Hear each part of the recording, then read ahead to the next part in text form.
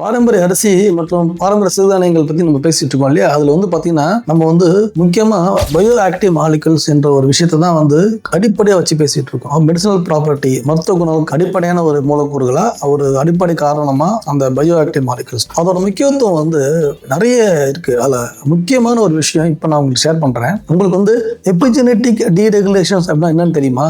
எபிஜெனெட்டிக் டீரெகுலேஷன்ஸ் அப்படின்னா என்னன்னு தெரியுமா? கொஞ்சம் யோசிச்சு பார்த்தீங்கன்னா இந்த எபிஜெனெட்டிக் டீரெகுலேஷன்ஸ் அப்படின்னு சொல்லக்கூடிய ஒரு வார்த்தையே மிக நுணுக்கமான மருத்துவ அறிவியல், ரொம்ப முன்னேறிய மருத்துவ அறிவியல். இது ஒவ்வொரு செல்களிலும் உள்ள அந்த டிஎன்ஏ மூலக்கூறுகள் இருக்கு இல்லையா, அந்த டிஎன்ஏ மூலக்கூறுகள்ல ஏற்படக்கூடிய சின்ன சின்ன மைனூட்டான செயல்பாடு சம்பந்தமான குறைபாடுகள், இந்த குறைபாடுகள் எந்த ஒரு வியாதிக்குமே அடிப்படை. அந்த குறைபாடுகளை சரி செய்யக்கூடிய ஒரு அறிவியல் தான் எபிஜெனெட்டிக் டீரெகுலேஷன் என்ற ஒரு செயல்பாடு. இந்த எபிஜெனெட்டிக் டீரெகுலேஷன்ஸை பண்ணக்கூடியது உயிராற்றல் மூலக்கூறுகள் மட்டுமே என்பதை நீங்க தெரிஞ்சுக்கணும். உன்னிப்பான ஒரு மருத்துவ அறிவியல் இது. எபிஜெனெட்டிக் டீரெகுலேஷன்ஸ் என்ற ஒரு முறை மூலமாக டிஎன்ஏ மூலக்கூறுகளின் செயல்பாடுகளில் ஏற்படும் நுண்ணிய குறைபாடுகளை துல்லியமாக கண்டறிந்து அதை தடுத்து சரி செய்து அந்த செல்லின் செயல்பாடுகளை அழகாக எந்த ஒரு வியாதியாக இருந்தாலும் மிக மிக மிக துவக்க புள்ளியில் அதை